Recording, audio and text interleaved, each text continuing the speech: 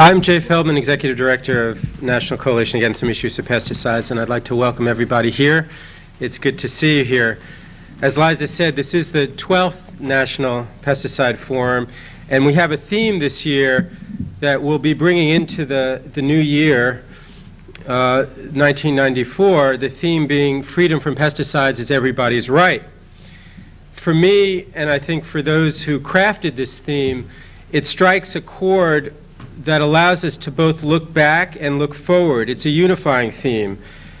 The suffering, the attack on public health and the environment has come into sharper focus as we look back historically. We've seen and we'll hear today about rising rates of illness and mortality associated with cancer, a dramatic worldwide decline in the male sperm counts over the last 50 years, reproductive failures in wildlife species ranging from alligators in Florida to polar bears in Alaska, childhood brain cancer and childhood leukemia associated with pesticides, and crop and plant damage.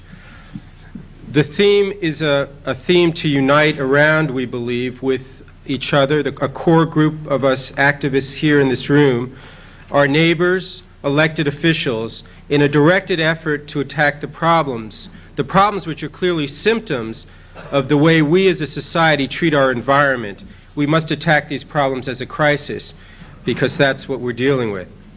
Yes, we are in an environmental crisis, and knowing what we know, having the research we have, feeling what we feel, I think provides us with the strength to bring our message forward with a deep sense of urgency. And we can unite with clarity behind policies and practices that eliminate dependency on pesticides. Our theme, freedom from pesticides is everybody's right, is born out of a desire to reduce illness rather than watch it climb. Our theme represents the very foundation in which we can get off the pesticide treadmill rather than see our dependency on pesticides increase. Our call must be for an end to the policies that rationalize the introduction of new cancer-causing pesticides. Just yesterday, EPA registered a new cancer-causing pesticide, a B2 carcinogen, a herbicide called acetochlor. And we'll have more on that later.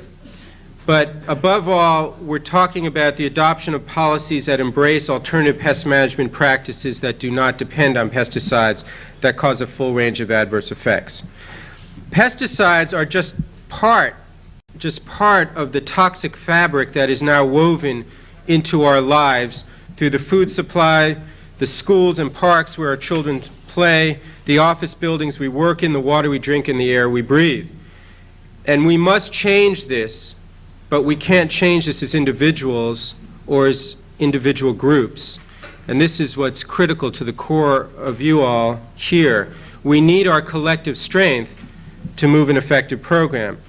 That is why we in the environmental community and those who have suffered the ill effects of environmental contamination and poisoning are building a bridge that will be more powerful, I believe, than ever before in changing policies and practices related in this country that are related to poisoning.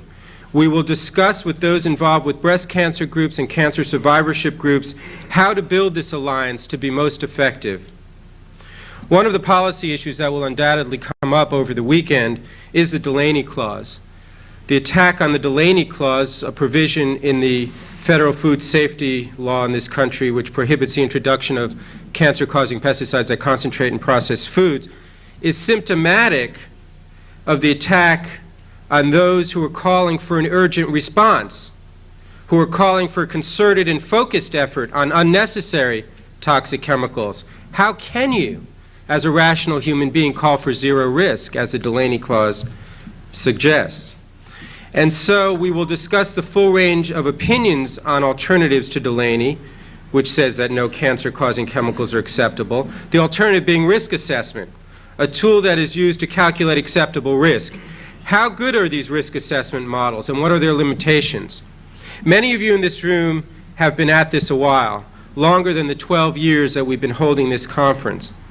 Many of you have used the process, testified before Congress, participated in regulatory hearings, commented on proposed regulations, petitioned and sued, introduced legislation, wrote op-ed pieces, presented calm, rational presentations at press conferences, written reports, conducted research, worked for increased budget authorizations and appropriations. I'm running out of breath. And while this work must continue, there is absolutely no question that we must build on a dimension of our work that has been too silent over the last 12 years. We must organize, and should I say, we must rally. And if we haven't moved outside our offices or living rooms, now is the time. If we have, we must help and teach others what to do so that we can increase public involvement and build an effective movement for real and meaningful change. At the same time, and this is critical, I think, to what we're doing over the next 2 days, we must hone our skills, engage in a debate on the issues, the science, hear the full range of opinions in an effort to move more fully and understand creative and effective pollution prevention strategies. And we hope that over the course of the forum, we will accomplish 2 things. Inspire new ideas for organizing united campaigns that will change the way we regulate toxic chemicals. We must demystify the science associated with the policies in our country that pollute. We must understand the science behind those policies. We need improved technical understanding of the scientific issues. As we move to the workshops later in the day, you have an opportunity to build on the discussion you're going to hear around the round table this morning and early afternoon. And in workshops 1 and 2, you'll have a chance to break into groups and discuss organizing strategies and research strategies. We expect to work you really hard over the next 2 or 3 days, and we want to hit the pavement running on Monday when we go up on Capitol Hill, meet with EPA and USDA. So let's get to work. You'll be getting other announcements throughout the morning and afternoon at lunch and so forth.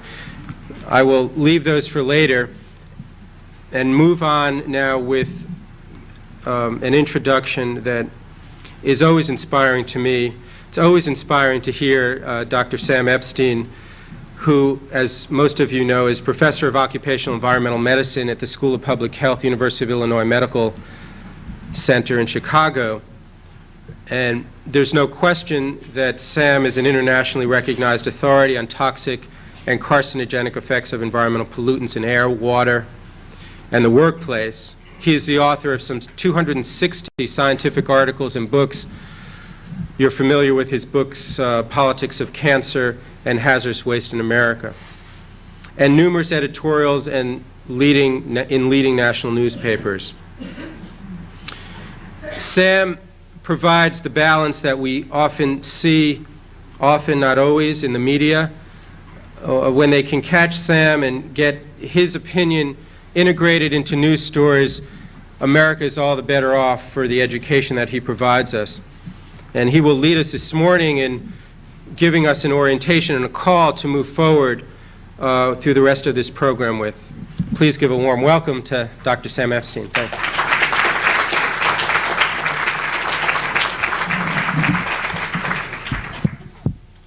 Thank you very much, Jay.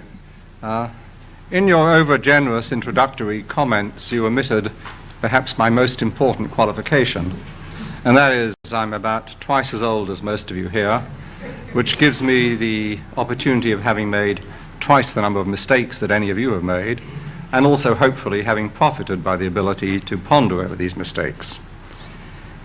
My charge this morning is to try to emphasize some of the major themes that are going to emerge in the next 2 days, and as far as possible to develop some conceptual links, and at the same time to focus on the political realities of the situation we're in now.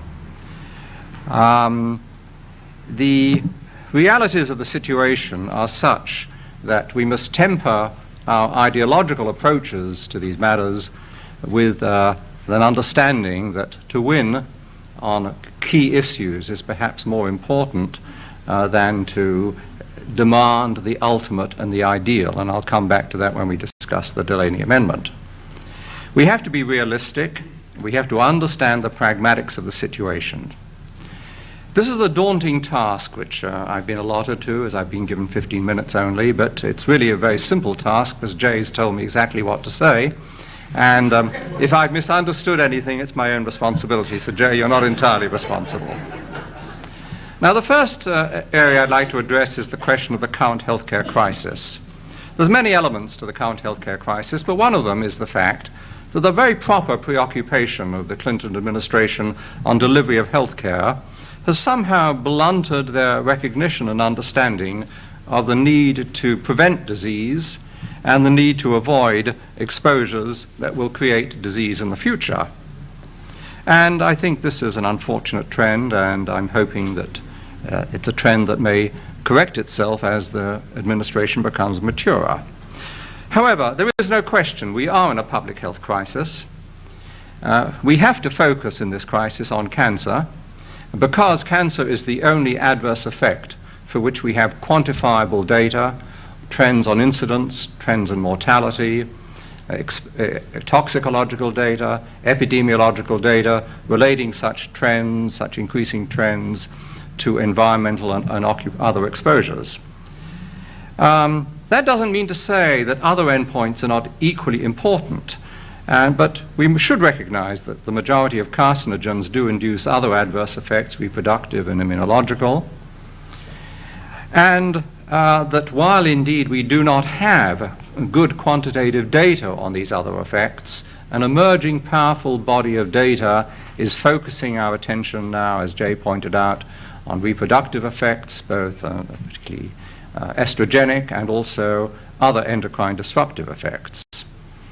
Now, the unfortunate aspect of recognition of the cancer epidemic, cancer impacting, striking 1 in 3, more than 1 in 3 now, and killing more than 1 in 4, is not only is this poorly recognized or trivialized by the administration, but even more so by the cancer establishment. The National Cancer Institute, which you and I as taxpayers fund to the tune of $2 billion a year, and I'll come back to that later, and also the American Cancer Society, which those of us who are sufficiently naive to contribute $350 million a year to, are faced with their indifference and hostility to cancer prevention, and we'll come back to that shortly. So this is a powerful set of inhibitory factors. Over and above the human impacts of the petrochemical era, we must not be oblivious to other equally important impacts, the environmental impacts, particularly wildlife, bird and wildlife, and we'll be hearing a great deal about this morning. Now, in the 1940s, when the petrochemical era commenced, there were few who were able and understood enough about this new technology to signal warnings that trouble would be forthcoming in future decades. Fortunately, now we're in a better position. We're now faced with a new threat, the emerging era of biotechnology. Let us profit from our failure to have predicted the impacts of the petrochemical era in the 40s, and let us attempt to focus our attention on a new emerging set of perils and threats which at the present moment are somewhat poorly predictable, but we already have some early warning signals. We have early warning signals for the flagship of agricultural biotechnology, bovine growth hormone, recombinant bovine growth hormone, for which the evidence on mastitis and antibiotic spillage into milk is overwhelming. And more recently, evidence which I've systematized relating bovine growth hormone milk to breast cancer, which some of you may have seen an article in the Washington Post earlier this week. And on Monday morning, there will be a press briefing and a legislative briefing on the relationship between bovine growth hormone milk and breast cancer. These are early warning signals. The other early warning signals come from the paper, come from the splendid work of the Union of Concerned Scientists and the paper in Science this week by Allison and Green on genetically resistant crops with a high rate of recombinant effects. These are early warning signals. So while the preoccupation of most of this group is on toxics and adverse effects of toxics on health. Let us also learn from our errors of the petrochemical, our missed opportunities there, to focus on some of the biotech problems of the future. Now, what are the policy crises at the moment? The policy crises come from the fact that the administration and Congress have really failed to recognize the existence of the healthcare crisis, and particularly the fact that so much of the problems we're seeing now in healthcare reflect inability in the past or unwillingness in the past to have focused on avoidable exposures, the need to reduce avoidable exposures to environmental carcinogens. Another, perhaps an even more important, is the perpetuation of the Reagan-Bush philosophies and policies. These are somewhat more difficult to cope with because in the Reagan-Bush era, most of us were not inhibited about launching attacks on the administration, but many of us feel somewhat reticent about launching attacks on policies of the Clinton administration. Many of us are Democrats. Many of us have warm feelings to Clinton because of his brave efforts in the healthcare crisis. But that doesn't alter the fact that what we're seeing now in the Clinton administration is perpetuation of Reagan-Bush policies in a wide range of areas. This is difficult to, it is painful to state, but it is important to recognize. The emphasis on cost-benefit analysis, which was a classic product of the Reagan-Bush era, is home as a firm in the Clinton administration, as a firmly acceptable tenet of philosophy, and in Congress too, which is all the more remarkable. There's increasing emphasis in the Clinton administration on management of disease versus prevention of disease, on the acceptance of acceptable risk, and on the solid belief that quantitative cancer risk assessment is the basis for policy, and that it is a rational, quotes, a rational substitute for the Delaney. So, in fact, in this administration, there really isn't any debate as to whether Delaney should be reintroduced. As you know, it was revoked in the Bush administration. It is accepted that this was an irrational, unscientific, outmoded policy, and one that is properly replaced by quantitative cancer risk assessment. So these are amongst the elements of the policy crisis. Having said that, I think it's important to realize that not all is gloom and doom. There are some very encouraging trends, and these encouraging trends, I think, should help form the basis for our future policies and strategies.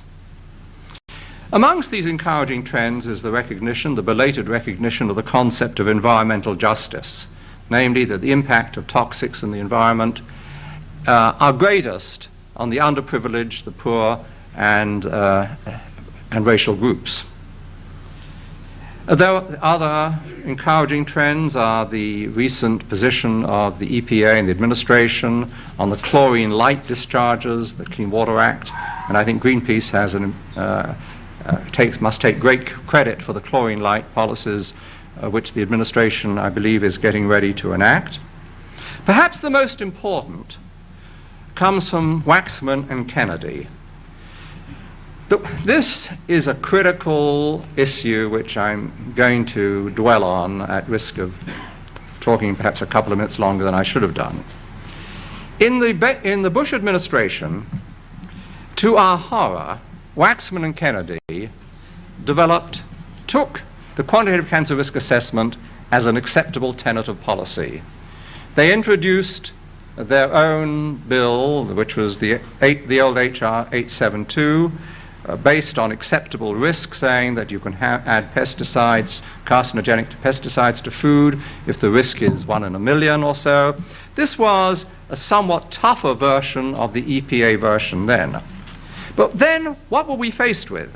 We were faced with not only the revocation of Delaney by Bush, the EPA de facto revocation in 1988, the validation by Bush in 89, but the following opposition. The National Academy of Sciences in 86, the Delaney paradox, this report, which as you know was funded by 8 or 9 different chemical industries, and in the committee, an NAS committee, the 18-member NAS committee, mostly agricultural economists and only 2 people with expertise in public health. So you've got the NAS, you've got Waxman-Kennedy, you've got basically a whole set of coalitions lined up against Delaney. But most important, our greatest friends, the health friends in Congress, Waxman and Kennedy, buying into this. What has happened recently is that the amendments to the Waxman-Kennedy H.R. 872 are now moving away from the quantitative cancer risk assessment in the direction of a phase-out. They are demanding a 5-year phase-out for Class A and Class B for probable carcinogens, a 5-year phase-out. And when it comes to Class C, the possible ones, some as yet poorly defined requirement for disclosure. While this is poorly defined, this at least is a step in the direction of the public, of acceptance of the public's right to know. So here we have now a recognition by the two leaders in Congress that the only way to deal with carcinogens in the environment is to phase them out. And this, incidentally, was the keystone of Delaney, because Delaney says, thou shalt not add to foodstuffs carcinogens. And Waxman and Kennedy are saying, for the carcinogens that are in the environment, they shall be phased out within a 5-year period. This is a major, major achievement which one has to understand and appreciate. Naturally, this is opposed by the administration. It's also opposed by about 200 votes in the House, and also not enthusiastically received and supported by the agrochemical lobby. Now, there are other emerging hopeful signs and trends which you've got to focus on. One is the emergence of new alliances with victims and NCAMP and the pesticide groups, the breast cancer groups, which are important. The environmentalists, the wildlife, have always been with us, but now they're becoming more powerful. The anti-biotechnology group, and also a relatively new group called the Cancer Prevention Coalition, which represents over some 60 members and member groups nationally of labor, public interest, victims, and citizen action with its 3 million members, dues-paying national members. NCAMP J is on our board, and we represent some of the most, I think, distinguished independent authorities in carcinogenesis, preventive medicine, all of whom believe that we don't need any more research, scientific research, before we take action. If we spent the next 20 years playing catch-up and implementing and applying information that we had, we would do well. And the suggestion, which has come from members of the scientific community, we need more research, this is really something which we find unacceptable. As far as strategies are concerned, let us be stressed, we need to be realistic and pragmatic. The appeal to the public has got to be based on self-interest rather than ideology. Do you want to avoid getting cancer? Do you want to avoid this disease? We must build new alliances. We must recognize what is doable in the current political climate, and we must stress the economics, the high externalized costs of failure to prevent disease, and the high costs actually of the use of chemical-intensive technologies. At the same time, as far as Delaney is concerned, we must defend its principles, the validity of animal data, the fact that there are no thresholds, the emphasis on avoidance. This is the driving force for prevention. But I emphasize, as somebody who has probably spent more of his life defending Delaney than anybody else in this country, do not make Delaney the key issue of your campaign. It is an important element in a driving force for demand for phase-out. To fight for Delaney as a keynote of the campaign is doomed to failure. The forces lined up against you are so massive you will not succeed. However, by supporting the Kennedy-Waxman, you will be achieving the objective inherent in the philosophy of Delaney. This is what I mean by being pragmatic, not insisting on ideology, but recognizing the realities. At the same time as buttressing support for HR 872, focus also on the disclosure amendments. There are some form of requirements for labeling or for disclosure. This is another potent tool. In America nowadays, one thing which is totally unbeatable is demand for right to know. So if at the same time as supporting the Kennedy-Waxman initiative, you start a vigorous demand for labeling of foodstuffs, the agri-chemical lobby fears the demand for labeling infinitely more than it does the phase-out. So by supporting requirements for phase-out, you're making Waxman-Kennedy look more moderate. And I think that the demand for labeling, we label for cholesterol, but not for carcinogens. This could be the crying call. This could be a campaign call. This could be something to rally the country round. Whether or not you'll succeed in that is not so much the issue. But you will make the Kennedy-Waxman, the chances of the Kennedy-Waxman going through will be much greater if there is a national groundswell for demand for labeling. And this is what I mean by the pragmatics of the reality of the situation. At the same time, you must realize the scientific authority in this country is one of the major drawbacks to progress in this area. The National Cancer Institute, $2 billion budget. I assure you that less than 2% of the NCI budget goes on any research or interventions directed to avoiding exposures to industrial carcinogens in air, water, food, and the workplace. The NCI used to maintain till recently they spend a third of their budget, $650 million. Dave Obey and I have forced them to retreat from that, and they now say they spend $340 million on primary prevention. My detailed analysis of the budget shows this is smoke and mirrors stuff. Less than 2%, less than $50 million, and that's an overgenerous statement, goes on any research or interventions on air, water, food in the workplace. I have yet to find a single funded NCI study which focuses specifically on quantitation of carcinogenic pesticides in foodstuffs and other such avoidable exposures. Additionally, the insistence of the scientific community on the need for long-term research before we can do anything is to be fought against.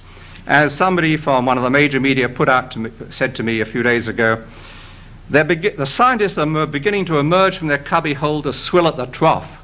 They see the $350 million going to NCI for breast cancer research, and they're all out there planning the next 10 years support for their postdocs for the next 10 years. We have more than enough information to act as a basis for rational policy now, and we don't need more research before we can proceed. That doesn't mean to say research isn't important. There is some research you'll hear here from Ann Soto, Dr. Ann Soto, which is very important, very pragmatic, will allow you to screen chemicals for estrogenic activities on a day-to-day basis. This is the kind of work that is very useful.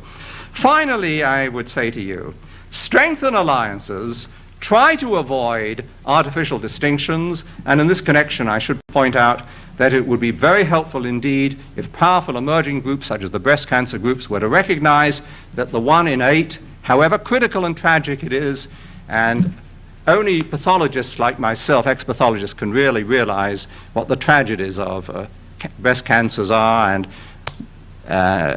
really what it means to do autopsies on young people who die of needless disease. But over and above that, recognize that 1 in 8 is a critical but not necessarily the most important issue. 1 in 3 is the issue.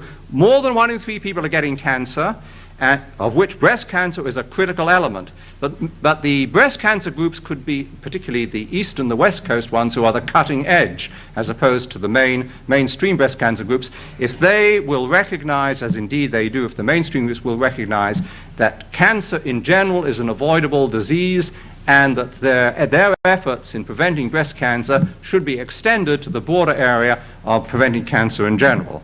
So what I say is go home, organize, network, put pressure on your congressmen, your local representatives. If they're responsive, fine. If not, throw the rascals out. It's been a great pleasure talking to you, and I look forward to a productive 2 days with you.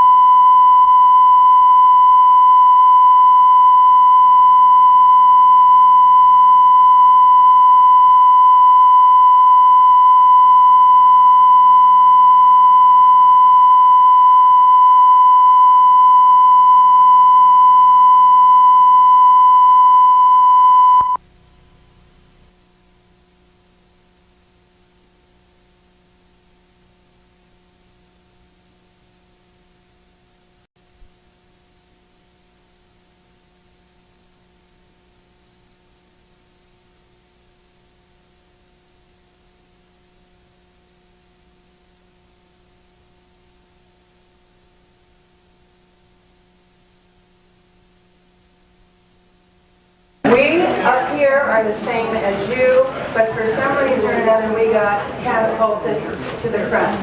Now my reason is, about 2 years ago I got very interested because of an article I read saying the 10 top censored news stories of 1994. And I read that one of them was incineration and how we aren't learning what we ought to be knowing. And so I began to pursue this, seeking magazines, articles, people, etc. I began to attend the Marion County Solid Waste Advisory Council meetings to find out what we're doing in our immediate vicinity, etc. Yes. Could you speak a little bit louder? Yes. Thank you. Can you hear at the very back?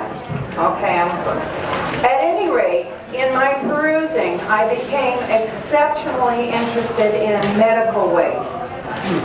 Burning of our plastics and so on, especially with PVC, is extremely detrimental. I want to backpack a little bit and tell you that I have absolutely no scientific background. I was laughing at the right times this morning, but those cell diagrams and stuff, you know, I didn't collect a lot of it. When I learned what PSR was doing and joined the team to put this conference on, all I could offer was an expertise in sign making. But they need signs. One of my roles at the last conference was to go pick up Dr. Schechter at Portland Airport. I never met him, had no idea what he looked like, nor he me. So I made a handsome sign that said Dr. Schechter. And I'm standing at the gate where he will appear, and a tall, distinguished man came out with the valise, smiled at me, and I hastened over, introduced myself, and said, "Are you Dr. Schechter?" To which he replied, "No." And it turned out that he smiled at me because I was holding my handsome sign upside down. At any rate, I'm still in here. My signs are around the room, and I have perhaps the biggest notes you've ever seen. The reason this panel came to be is because I've been working with Dr. Harris the past year, and I see all these luminaries, names that I'm reading the articles of, and you know, big names from the East Coast. And I said, Andy, you know, we little people need to be able to identify with someone on our level instead of just all this huge high-power stuff. How about a local speaker like you? And he said, you know, that's not a bad idea. So he put me on a panel with the high-powered luminaries, whom I'm just meeting today myself. But before I turn it